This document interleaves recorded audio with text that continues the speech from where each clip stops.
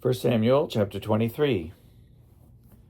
Now they told David, "The Philistines are fighting against Keilah and are robbing the threshing floors."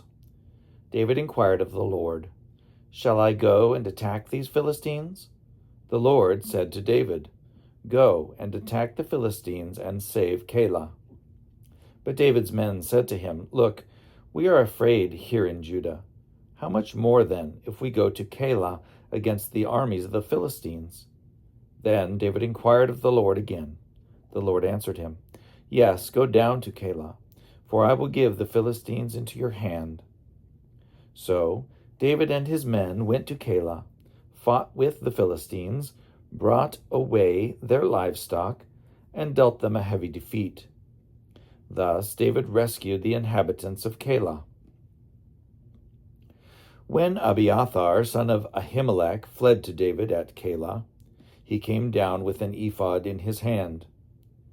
Now it was told Saul that David had come to Keilah, and Saul said, "God has given him into my hand, for he has shut himself in by entering a town that has gates and bars."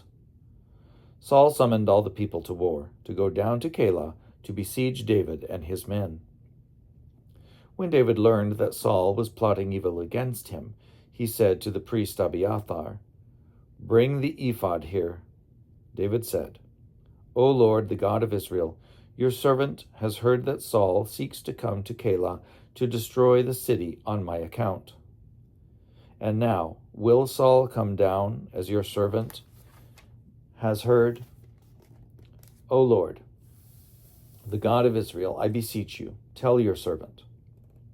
The Lord said, "He will come down."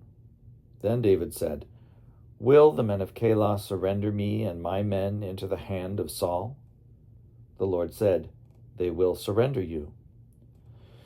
Then David and his men, who were about 600, set out and left Keilah. They wandered wherever they could go. When Saul was told that David had escaped from Keilah, he gave up the expedition. David remained in the strongholds in the wilderness, in the hill country of the wilderness of Ziph. Saul sought him every day, but the Lord did not give him into his hand. David was in the wilderness of Ziph at Horesh when he learned that Saul had come out to seek his life. Saul's son Jonathan set out and came to David at Horesh. There he strengthened his hand through the Lord. He said to him, "Do not be afraid, for the hand of my father Saul shall not find you. You shall be king over Israel, and I shall be second to you. My father Saul also knows that this is so."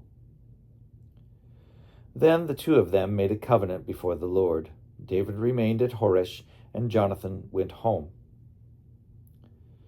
Then some Ziphites went up to Saul at Gibeah and said, "David is hiding among us in the strongholds of Horesh, on the hill of Hakilah, which is south of Jeshimon.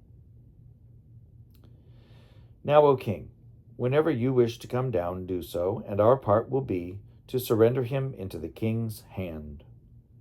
Saul said, "May you be blessed by the Lord for showing me compassion. Go and make sure once more. Find out exactly where he is and who has seen him there, for I am told that he is very cunning.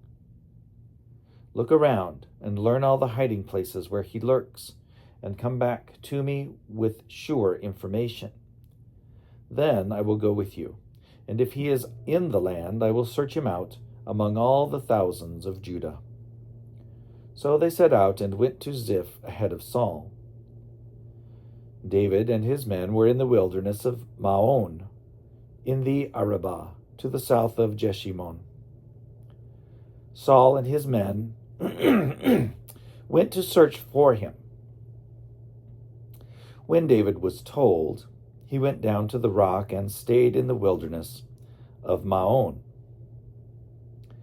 When Saul heard that, he pursued David into the wilderness of Maon. Saul went on one side of the mountain, and David and his men went. Saul went on one side of the mountain, and David and his men on the other side of the mountain. David was hurrying to get away from Saul, while Saul and his men were closing in on David and his men to capture them. Then a messenger came to Saul, saying, "Hurry and come, for the Philistines have made a raid on the land." So Saul stopped pursuing David and went against the Philistines. Therefore that place was called the Rock of Escape.